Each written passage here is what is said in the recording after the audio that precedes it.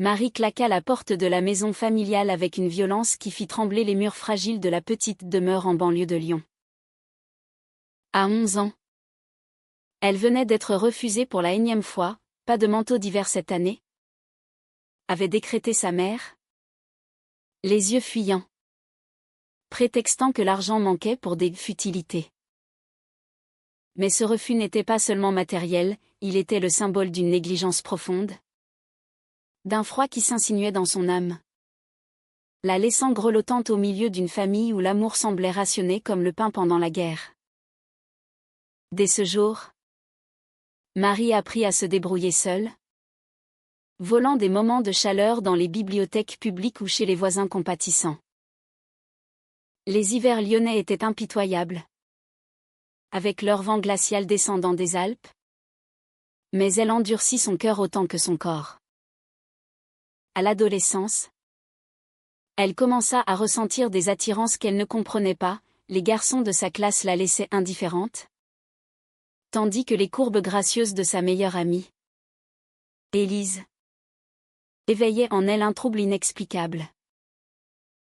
Elle enfouit ses sentiments, terrifiée par les murmures de l'église du quartier, où le prêtre tonnait contre les péchés contre nature.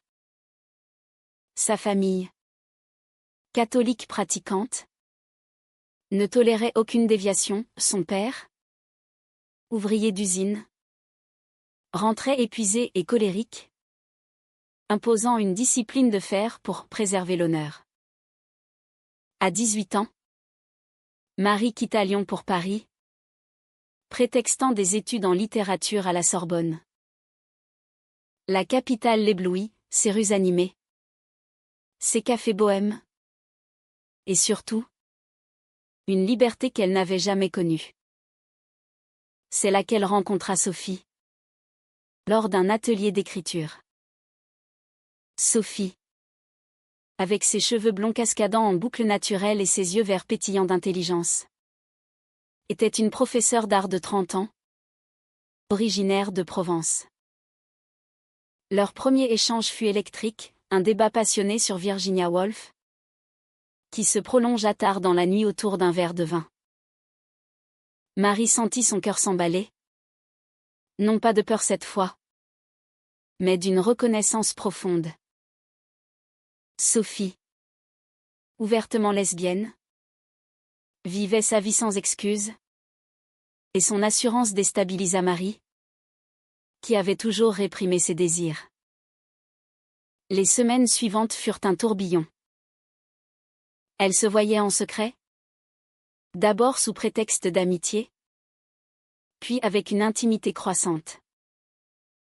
Sophie initia Marie à un monde où l'amour n'était pas dicté par les normes, des promenades main dans la main le long de la Seine, des discussions interminables sur l'identité et la société.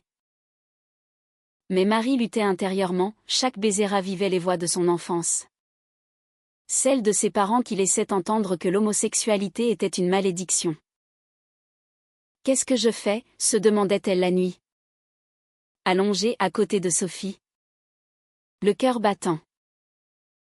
Retourner à Lyon pour les fêtes de Noël amplifia le conflit. Sa mère, sentant un changement, la questionna sur d'éventuels prétendants.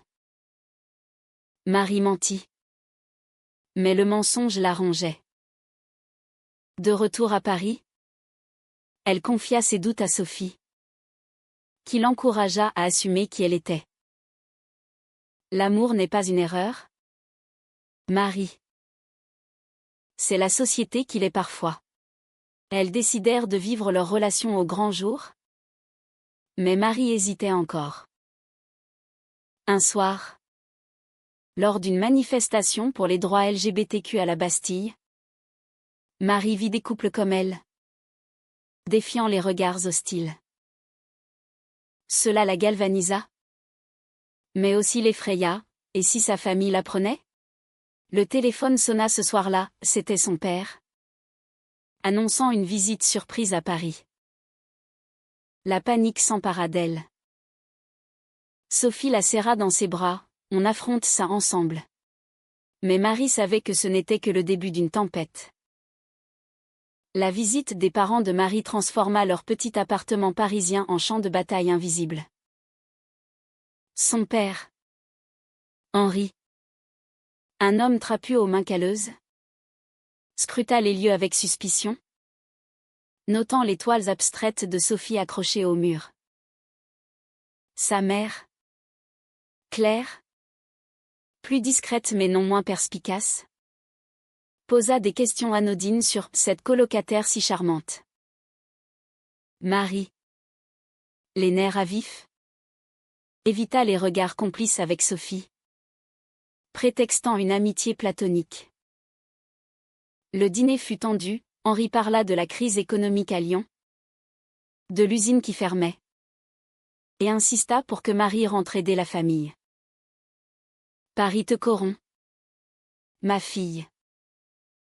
Ici, les gens perdent leur valeur. Sophie, sentant l'attaque, défendit la capitale avec diplomatie. Mais Marie resta muette, déchirée entre loyauté familiale et son amour naissant. Après leur départ, Marie s'effondra en larmes. Je ne peux pas leur dire. Ça les tuerait. Sophie, patiente mais ferme, argumenta que le secret était une prison. Tu mérites d'être libre, Marie. Mais si tu choisis de te cacher, ça nous détruira aussi. Les jours suivants, leur relation se tendit, Marie évitait les sorties publiques, craignant d'être vue. Sophie, blessée, commença à douter, était-ce de l'amour ou de la peur? Un soir, lors d'une dispute, Marie lâcha, et si c'est mal? Si l'Église a raison? Sophie, les yeux emplis de douleur, répondit, l'amour n'est pas un péché. C'est la haine qui l'est. Marie plongea dans une introspection profonde. Elle relut des auteurs comme Simone de Beauvoir, cherchant des réponses dans les pages jaunies. À la bibliothèque, elle rencontra d'autres femmes comme elle, partageant des histoires de rejet et de résilience. Cela l'aida, mais le conflit intérieur persistait. Pendant ce temps, à Lyon, sa sœur cadette, Lucie, l'appela en pleurs, leur père avait perdu son emploi, et la famille sombrait dans la précarité. Reviens, Marie. On a besoin de toi. Le dilemme s'intensifia, rentrer signifierait renoncer à Sophie. Rester impliquerait trahir sa famille. Sophie, sentant la distance, proposa une pause, prends le temps de réfléchir. Mais Marie refusa, terrifiée de la perdre. Elles décidèrent d'un voyage en Provence, chez les parents de Sophie, pour tester les eaux. Là-bas, dans les champs de lavande baignés de soleil, Marie découvrit une famille ouverte, les parents de Sophie, artistes libéraux, les accueillirent comme un couple. Pour la première fois, Marie se sentit acceptée. C'est ça, la normalité, pensa-t-elle. Mais le retour à Paris brisa l'illusion, un appel de sa mère révéla que Lucie avait fouillé ses affaires et trouvé des lettres de Sophie. Qu'est-ce que c'est que cette histoire? Marie? Ton père est furieux. Le cœur serré? Marie nia tout. Mais le mensonge la consumait. Sophie, apprenant la nouvelle, insista, il est temps de dire la vérité. La confrontation téléphonique fut dévastatrice. Marie avoua à ses parents son amour pour Sophie. Henri hurla, tu n'es plus ma fille. Ne remets jamais les pieds ici. Claire pleura, implorant, pense à Dieu. À la famille. Marie raccrocha, anéantie. Sophie la consola. Mais le prix était payé, une famille brisée pour une liberté fragile. Les nuits devinrent agitées, hantées par des cauchemars de rejet. Marie commença à questionner ses choix, valait-il la peine de tout perdre pour cet amour?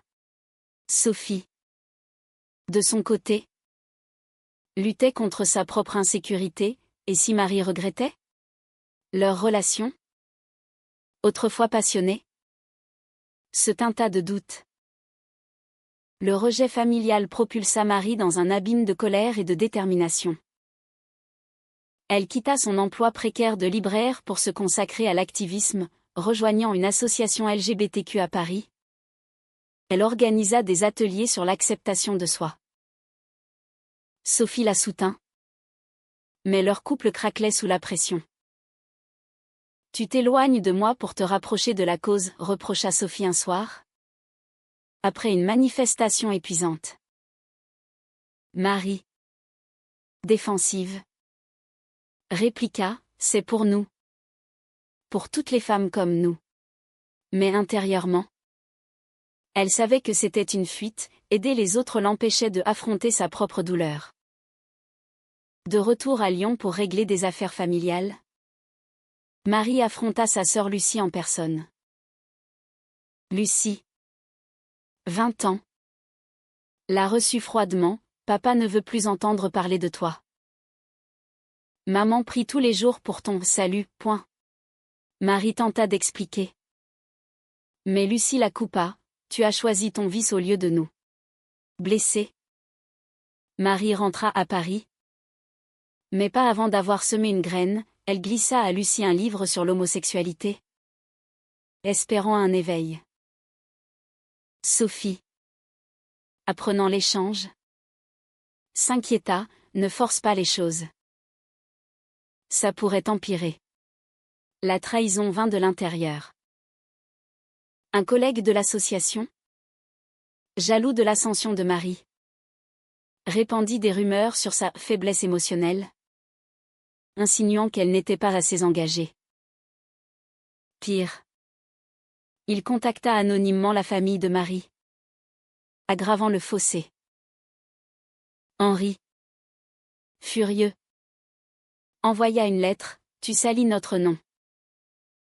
Oublie-nous. » Marie, dévastée, confronta le collègue, menant à une dispute publique qui divisa l'association. Sophie intervint, défendant Marie. Mais le dommage était fait, Marie perdit des alliés, et leur relation subit un nouveau choc. « Pourquoi tout ça arrive-t-il » pleura Marie. Sophie répondit, « Parce que la vérité dérange. » Dans ce chaos, Marie reçut un appel inattendu de Lucie, « J'ai lu le livre. Je ne sais pas quoi penser. » C'était un mince espoir, mais suffisant pour que Marie retourne à Lyon. La réunion fut explosive, Henri refusa de la voir. Claire hésita. Mais Lucie insista. Assises dans un café discret, les sœurs parlèrent des heures. Lucie avoua ses doutes sur la religion, influencée par des amis progressistes. « Peut-être que l'amour est juste de l'amour » murmura-t-elle. Marie, émue, partagea son histoire avec Sophie. Mais le retour à la maison tourna au drame, Henri surprit la conversation et explosa, accusant Marie de corrompre Lucie. « Sors d'ici. Démon » cria-t-il. Marie partit, le cœur en miettes, mais pas avant d'avoir vu une lueur de révolte dans les yeux de Lucie. À Paris, Sophie attendait, anxieuse. Marie rentra changée, « Je ne peux plus me cacher. Mais ça coûte si cher. » Elles décidèrent de fonder un groupe de soutien pour les familles divisées par l'homophobie. C'était un pas audacieux. Mais les obstacles s'accumulaient, menaces anonymes, rejets sociaux. Sophie, épuisée, confia, Je t'aime. Mais je ne sais pas si je peux supporter ça éternellement. Marie. Terrifiée de la perdre. Promis de ralentir. Pourtant, le destin frappa, un article dans un journal local de Lyon exposa leur histoire. Suite à une fuite de Lucie. La ville entière busait. Et les parents de Marie devinrent la cible de ragots. L'article transforma la vie de Marie en cauchemar public. À Lyon, des voisins harcelaient Henri et Claire. Certains avec compassion, d'autres avec mépris. Henri, humilié, sombra dans l'alcool, blâmant Marie pour tout. Claire, déchirée, envoya un message: « Tu as détruit notre vie. » Pourquoi ? Marie, rongée par la culpabilité, envisagea de tout abandonner. Sophie la retint, c'est leur choix de réagir ainsi. Pas le tien. Mais les doutes de Marie s'amplifièrent, avait-elle le droit d'imposer sa vérité au prix de leur souffrance ? Lucie, prise entre deux feux, choisit son camp, elle quitta la maison familiale pour rejoindre Marie à Paris. « Je ne peux plus vivre dans le mensonge », déclara-t-elle. Marie l'accueillit. Mais cela aggrava la fracture, Henri désavoua Lucie aussi. Les sœurs unies affrontèrent la tempête ensemble, organisant des rencontres pour d'autres jeunes en conflit. Sophie, jalouse de cette nouvelle proximité, se sentit mise à l'écart. « C'est comme si ta famille passait avant nous », confia-t-elle. Marie, dépassée, répondit: « C'est pour réparer ce que j'ai brisé. » Leur couple vacilla, disputes fréquentes, nuits séparées. Un soir, lors d'une conférence sur les droits LGBTQ, Marie fut confrontée à un opposant virulent, un prêtre local qui la traita de « pervertisseuse de la jeunesse ». La salle explosa en débat houleux, et Marie défendit sa cause avec ferveur, mais rentra épuisée. Sophie, attendant à la maison, annonça: « J'ai besoin d'espace. Tout ça me tue. » Marie, paniquée, supplia: « Ne me quitte pas. C'est pour nous que je me bats. » Mais Sophie partit chez une amie, laissant Marie seule avec ses démons. Les jours suivants furent un tourment, appels sans réponse, regrets incessants.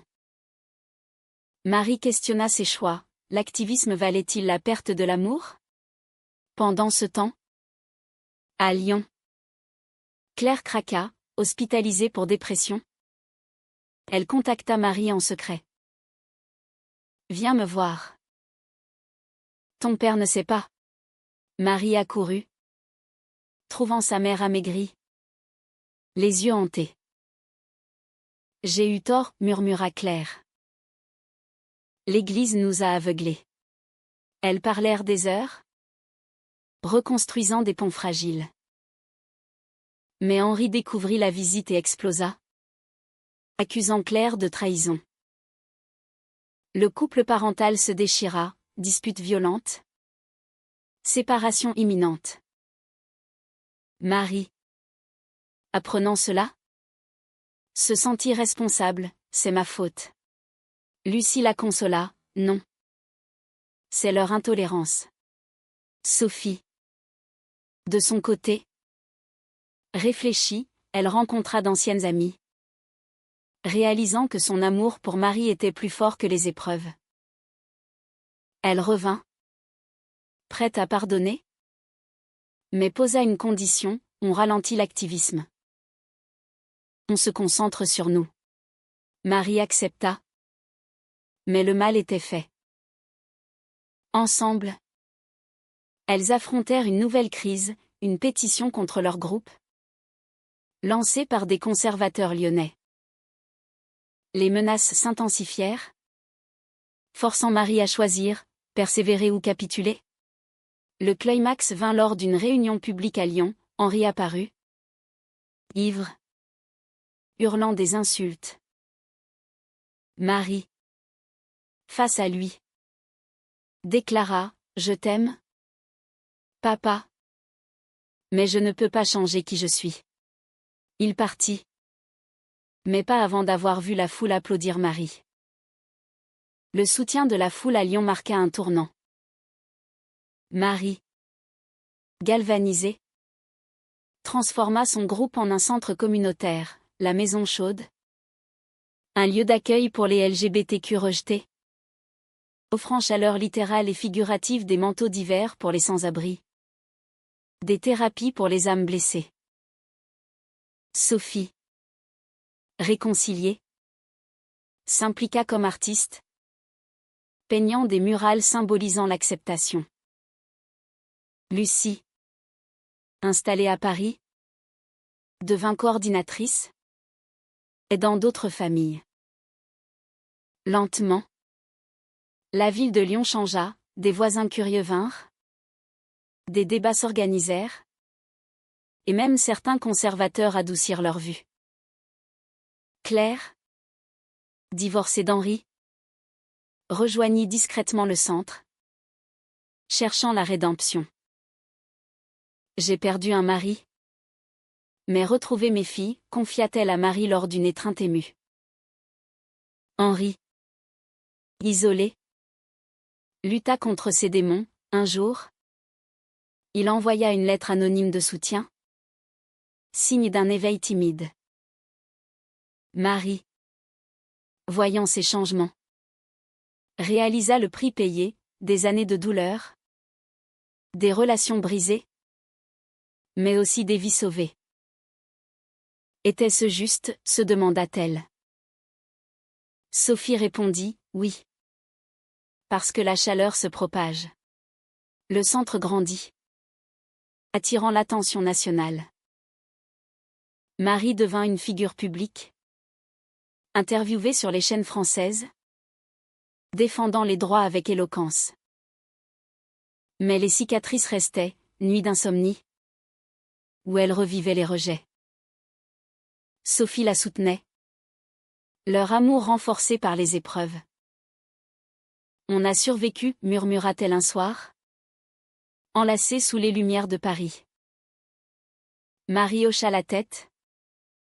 Mais intérieurement, elle pesait les sacrifices, la famille disloquée, les amis perdus, les doutes moraux.